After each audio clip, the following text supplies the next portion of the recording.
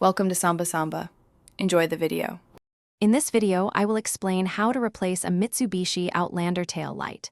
This is a straightforward task you can do yourself with just a few basic tools. You'll primarily need a Phillips head screwdriver, and sometimes a flathead screwdriver or a plastic pry tool can be very helpful. Make sure you have your new tail light bulb or the complete assembly ready before you begin. Let's get started. First, open your Outlander's rear hatch or trunk to gain access. You'll find two Phillips head screws along the inner edge of the tail light housing.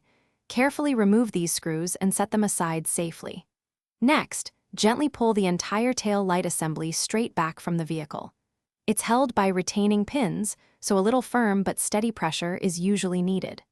Finally, disconnect the electrical connector by pressing its tab. Now, depending on your Outlander model, you might be replacing a bulb or the entire assembly. If it's a bulb, twist the bulb socket counterclockwise to remove it from the housing. Pull the old bulb straight out and firmly push the new one in. For models with LED brake lights, you'll replace the complete tail light assembly. Just ensure the new unit's electrical connector is securely attached. To finish up, carefully align the new tail light assembly with the mounting pins on your vehicle. Gently push the assembly firmly into its correct position until it sits flush. Reinstall the two Phillips head screws you removed earlier, tightening them just enough to be snug, avoiding over-tightening.